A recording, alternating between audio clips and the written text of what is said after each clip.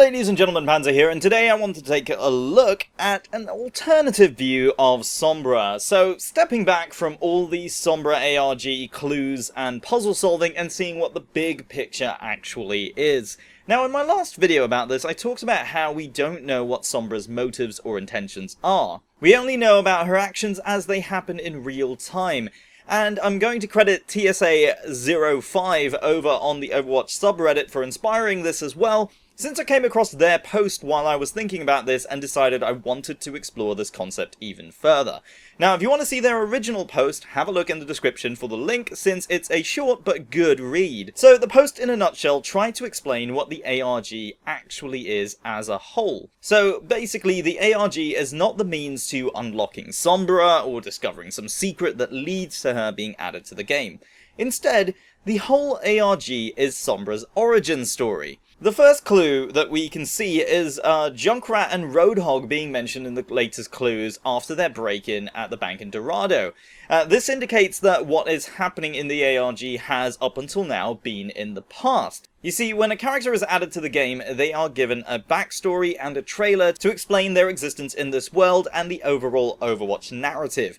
But with Sombra, it seems like a trailer alone might not do her justice. Now, I'm not saying that they're not going to release a trailer, but because of who she is, a character with a unique talent for hacking, it only makes sense for her to tell her own story through her specialist talents. And so, the ARG begins. But up until now, it's always seemed like each clue was simply a breadcrumb on a trail of crumbs to follow.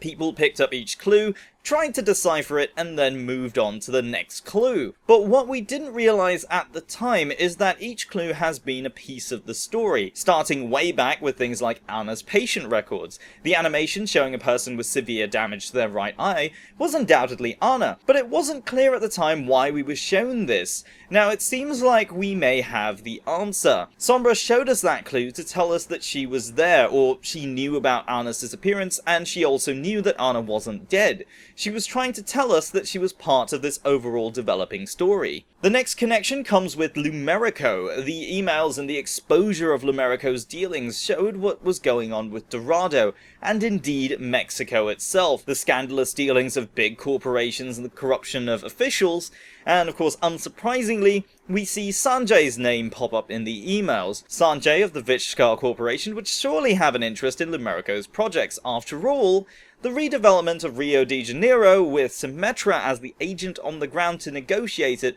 wasn't exactly the cleanest operation. And even though this was published in a comic a while back, it's shown even then how corrupt this world actually is. In a similar fashion, Sombra wanting to expose Lumerico goes against that, trying to bring down corrupt organizations that are simply looking to profit off the weak and poor.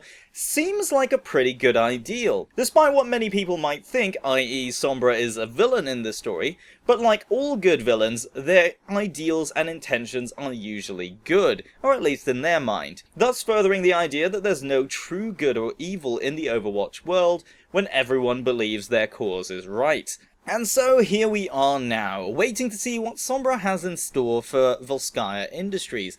But at the same time, we can see the bigger picture now. The entire ARG is, in fact, Sombra's origin story. The actions of Sombra and those who solved her puzzles form the story and events that led to her becoming a playable character in the game. Because make no mistake, she will be added soon enough. But this game we all play has to come to its conclusion.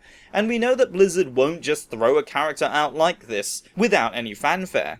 We're all playing Sombra's game now, but Sombra is writing her own story. But let me know what you guys think. Is Sombra just playing around with us, or is she really just a way for Blizzard to stall for time?